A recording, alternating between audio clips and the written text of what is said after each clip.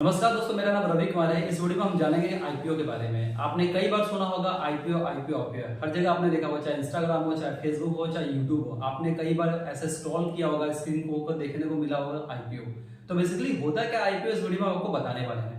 ठीक है, तो देखिए आईपीओ का फुल फॉर्म होता है इनिशियल पब्लिक ऑफरिंग, यानी जब कोई company first time stock market में लिस्ट होती है तो वह कंपनी अपने शेयर को पब्लिक को बेचती है, जिससे वह कंपनी अपनी कंपनी को ग्रोथ कर सके। यानी जब कंपनी पहली बार स्टॉक मार्केट में लिस्ट होती है तो वह कंपनी अपने शेयर को पब्लिक को बेचती है, जिससे वह कंपनी ग्रो कर सके। स्टॉक मार्केट में लिस्ट होने से पहले, यानी कंपनी जब आईपीओ लाने से पहले एक कंपनी वो प्राइवेट लिमिटेड होती है, जब वो जिस दिन वो आईपीओ लॉन्च करती है उसके बाद वो पब्लिक लिमिटेड हो जाती है।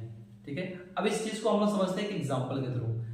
ए नाम की कोई कंपनी है जिसका अभी करंट वैल्यूएशन है 100 करोड़ है। कंपनी चाह रही है कि हम 100 करोड़ की कंपनी को 500 करोड़ में कन्वर्ट करें। तो ये कैसे हो जाएगा, क्योंकि कंपनी के पास ना उसका सेविंग्स है ना उसके पास लोन कहीं से मिल पा रहा है। तो कंपनी क्या करती है, एक आईपीओ लाती है। जब आईपीओ लाती है तो आईपीओ के फॉर्म में उस कंपनी का हिस्सेदारी होता है। जिससे वो आईपीओ लाती है तो वो पूरी तरीके से पब्लिक होता है, तो बहुत सारे लोग इसमें पैसे लगाने स्टार्ट करते हैं। जब वो कंपनी के आईपीओ खरीदना, लोग जितने सारे इन्वेस्टर होते हैं उस कंपनी का आईपीओ खरीदना स्टार्ट हो गए तो कंपनी के आईपीओ के थ्रू उस कंपनी का शेयर उन पब्लिक लोगों को मिल जाता है और उन लोगों से जो पैसे मिलते हैं वो कंपनी को मिल जाते हैं। तो इस तरीके से कंपनियां अपने बिजनेस को ग्रो करती हैं। इधर से ग्रो हो गई कंपनी और इधर से लोगों को उस कंपनी के हिस्सेदारी मिल जाता है। तो ये पूरा प्रोसेस होता है आईपीओ लाने का और ये पूरा एक मोटिव होता है आईपीओ लाने का। ठीक है गाइस, अब हम जानते हैं कुछ बेसिक चीजें जो आईपीओ के बारे में आपको जानना बहुत जरूरी है। सबसे पहले आईपीओ के लिए आपके पास एक डीमैट अकाउंट होना बहुत जरूरी है। चाहे आप किसी भी ब्रोकरेज फर्म का डीमैट रखो, लेकिन आपके पास एक डीमैट अकाउंट होना जरूरी है। ठीक है, फिर उसके बाद आईपीओ में कम से कम आप आईपीओ के लिए अप्लाई करते हो तो कम से कम आपको 1 लॉट खरीदना पड़ता है। अगर आप एक रिटेल इन्वेस्टर हो तो मैक्सिमम आपको 14 लॉट ही आपको अलाउ होता है आईपीओ के लिए।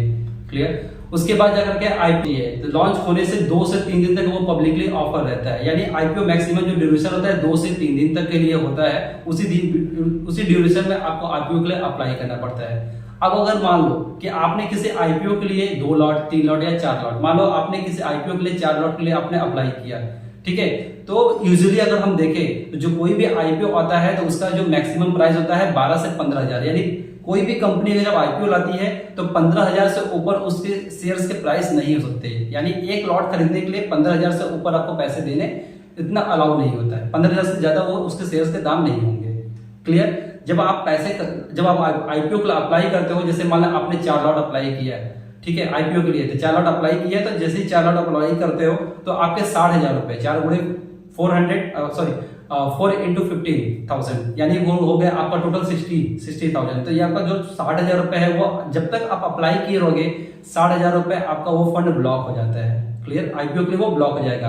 अगर आपको आईपीओ मिलता है तो कुछ दिन बाद आपके डीमेट में वो सारे के सारे जो शेयर्स आपने अप्लाई किए होंगे वो आपके डीमेट में कुछ दिन बाद वो शो होने लगते हैं। अगर आपको आईपीओ नहीं मिलता है तो कुछ दिन बाद वो फंड आपके अकाउंट में ऑटोमेटिक वापस आ जाता है।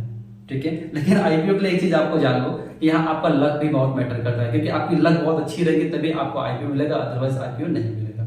क्लियर, और एक चीज और जान लो, कोई भी कंपनी जब आईपीओ लाती है तो उसको लाने के 2 तरीके होते हैं। पहला होता है फिक्स प्राइस मेथड पे कंपनी आईपीओ होती है, दूसरा होता है आपका बुक बिल्डिंग मेथड। ये दोनों मेथड होता क्या है पहले ये समझ लेते हैं। क्लियर, देखिए फिक्स प्राइस मेथड का मतलब साफ साफ होता है कि कोई भी कंपनी जब आईपीओ लाती है तो अगर जो कंपनी अपने आईपीओ लाने पर किसी शेयर का प्राइस फिक्स कर देती है, यानी जो कंपनी आईपीओ लाती है उसमें शेयर का प्राइस फिक्स कर देती है, तो इस मेथड को कहते हैं हम लोग फिक्स प्राइस मेथड। दूसरा हम लोग समझ लेते हैं बुक बिल्डिंग मेथड। यानी बुक बिल्डिंग मेथड में होता क्या है कि कोई भी कंपनी अपने जब आईपीओ लाती है तो उसमें जो शेयर का प्राइस होता है वो एक रेंज बाउंड में होता है। मतलब कि जैसे मान लो कोई एक कंपनी है ए नाम की है, उसने अपने आईपीओ लाए और उसमें उन्होंने दे दिया कि मैं बुक बिल्डिंग मेथड से लाऊंगा अपने आईपीओ को, तो वहां उन्होंने फिक्स किया मेरे शेयर का जो दाम होगा वो 200 से लेकर 250 के बीच में होगा। क्लियर, यानी यहाँ पे एक रेंज बन गया। तो जितने लोग उस कंपनी के आईपीओ के लिए अप्लाई करेंगे तो उनको किसी को 200 रुपए मिलेगा, किसी को 205 रुपए मिल सकता है, किसी को हो सकता है 250 रुपए में वो एक लॉट अलाउ हो गया आईपीओ के लिए उन्होंने जो बाई किया शेयर 250 में किसी को मिल जाए, हो सकता है किसी को 235 में मिल जाए। तो ये एक पूरा प्रोसेस है, यानी बुक बिल्डिंग मेथड में आपका शेयर का प्राइस होता है, एक रेंज में होता है, किसी भी रेंज में आपको मिल जाएगा।